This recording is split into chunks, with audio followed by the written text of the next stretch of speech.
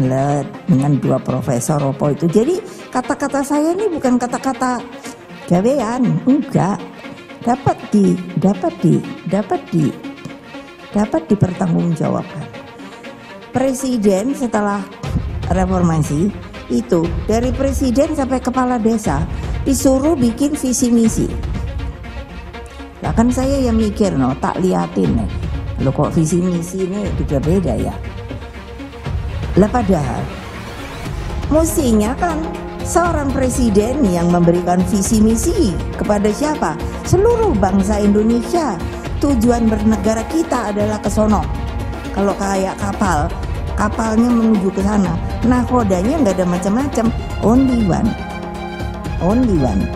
Karena kita adalah sistem presidensial, bukan sistem parlementer. Ingin saya tegaskan, itu mestinya di-quote dengan benar oleh media. Kita sistemnya adalah presidensial, bukan sistem parlementer.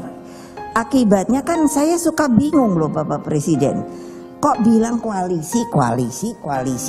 Tidak ada. Kalau kerjasama, yes. Kenapa?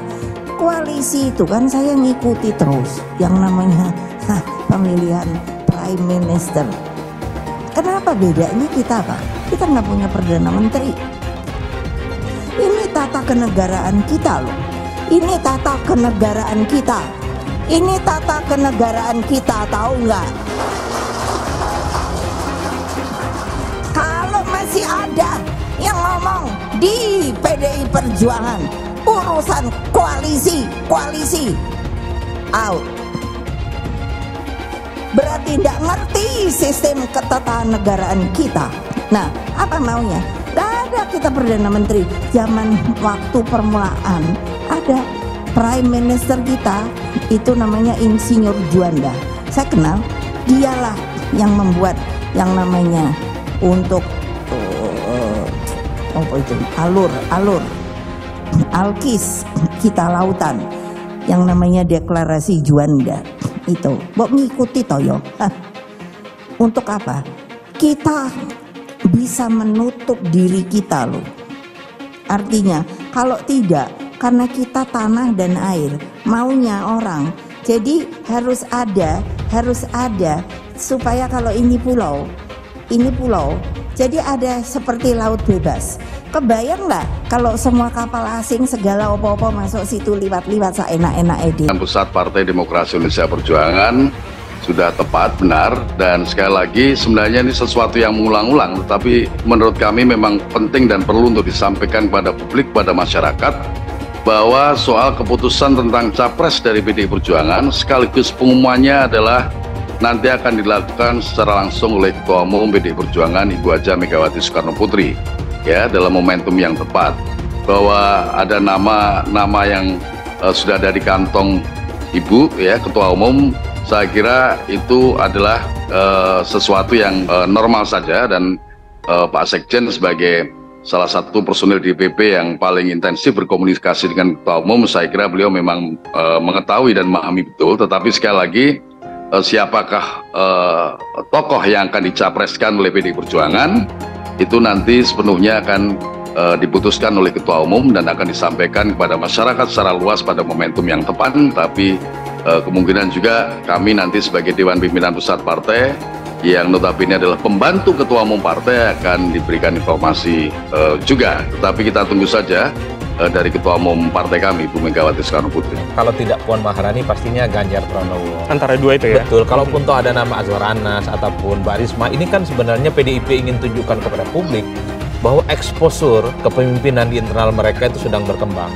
Mereka begitu banyak mendapatkan surplus kader yang sebenarnya bisa ditampilkan kepada publik sebagai kandidasi dalam Pilpres. Memang sejak awal publik sudah cukup yakin. Jadi di kantongnya itu sudah mengucut pada dua orang. Kalau tidak Puan Maharani, ya Ganjar Pranowo. Kan itu yang sebenarnya Mas Bram terjadi. Kalau kita membaca dari jauh ya, tentu instrumennya dua hal. Pertama, kalau dilihat rata-rata perspektif elit di PDIP, sejak awal mungkin sampai hari ini, sangat kelihatan bahwa arus besarnya masih menghendaki supaya Mbak Puan Maharani lah yang akhirnya muncul sebagai nama yang diputuskan oleh Megawati yang ikut bertanding di Pilpres. Kan itu sangat jelas, karena mungkin Mbak Puan ini dianggap sebagai replika dari politiknya Soekarno, replika politiknya Megawati, dan terah politiknya Soekarno itu tidak bisa dibantah. Tapi pada saat yang bersamaan, seringkali publik melihat instrumen survei, basis konstituen PDIP secara umum, itu memang lebih menginginkan Ganjar Pranowo adalah orang yang dianggap layak untuk melanjutkan estafet kepemimpinan di 2024, melanjutkan apa yang sudah dilakukan oleh Jokowi. Dua variabel inilah yang sebenarnya semakin rumit untuk bisa ditafsirkan hitam dan putihnya oleh publik. Meski belakangan, kalau kita melihat anatomi pergerakan politik secara umum, publik seakan-akan sudah bisa menyimpulkan rasa-rasanya yang di kantong Mbak Megawati itu adalah Ganjar Pranowo. Koalisi besar di 2024 sebaiknya tanpa Megawati PDIP. Ini alasannya. Dikutip dari Viva Politik, dinamika penjajakan koalisi menuju Pilpres 2024 saat ini diwarnai dengan kemunculan wacana koalisi besar. Poros itu berpotensi dibangun koalisi Indonesia Bersatu dengan koalisi Kebangkitan Indonesia Raya. Pengamat komunikasi politik Universitas Esa Unggul Jamiluddin Ritonga menganalisa wacana koalisi besar berpeluang terwujud setelah ngumpulnya 5 ketum partai politik pendukung pemerintah di kantor DPP PAN Minggu kemarin. Jamiluddin menilai kehadiran Ketum Gerindra Prabowo Subianto, Ketum Golkar Airlangga Hartarto, Ketum PAN Zulkifli Hasan, PLT Ketum P3 Mardiono, dan Ketum PKB Muhaimin Iskandar alias Caimin memperlihatkan manuver keinginan terbentuknya koalisi besar. Bagi dia, keberadaan Presiden Jokowi di tengah ngumpulnya 5 ketum partai itu juga ditafsirkan punya makna khusus. Ia menangkap Jokowi beri respon baik soal wacana koalisi besar. Tapi ia menekankan jikapun terbentuk, menurutnya koalisi besar punya plus minus dengan catatan koalisi besar ini berpotensi menggandeng PDI Perjuangan, lalu koalisi besar ini punya lawan yang kemungkinan bisa koalisi perubahan. Plusnya, pasangan capres yang diusung berpeluang hanya 2. Kalau hal ini terwujud, maka Pilpres 2024 cukup 1 putaran, ujar Jamiluddin dalam keterangannya Senin 3 April. Dia mengatakan jika Pilpres 2024 hanya 1 putaran, maka akan dapat menghemat anggaran. Ia menekankan kondisi tersebut pas di tengah APBN yang relatif berat. Minusnya, dengan hanya 2 pasangan, rakyat tidak banyak diberi alternatif pilihan. Padahal idealnya demokrasi diharapkan memberi lebih banyak pilihan, lanjut Jamiluddin. Pun dia memprediksi jika hanya 2 pasangan, maka keterbelahan akan semakin menguat di tengah masyarakat. Padahal keterbelahan akibat Pilpres 2019 masih menguat yang membuat masyarakat terbelah secara dikotomi. Minus lainnya, bila koalisi besar menang pada Pilpres 2024, maka dominasi partai pendukung pemerintah sangat kuat. Hal ini dapat memperlemah DPR dalam pengawasan seperti yang terjadi saat ini, jelas Jamiluddin. Namun jika yang menang dari poros koalisi perubahan, maka DPR berpeluang sangat kuat. Sebab koalisi besar yang kalah akan mendominasi DPR dan bisa terus mengganggu pemerintah. Pemerintah akan terus jadi bulan-bulanan sehingga sulit bekerja maksimal karena minimnya dukungan dari DPR, ujar Jamiluddin.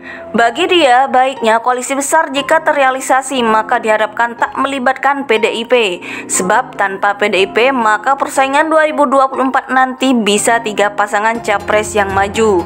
Dengan begitu, akan adanya pasangan capres dari koalisi besar, PDIP dan koalisi perubahan. Pilihan ini diharapkan dapat meminimalkan keterbelahan di tengah masyarakat, ujar Jamiluddin. Menurut dia, dengan 3 poros maka peluang dominasi di DPR juga dapat diminimalkan. Selain itu, bisa memberi ruang pasangan capres yang menang untuk bekerja lebih maksimal.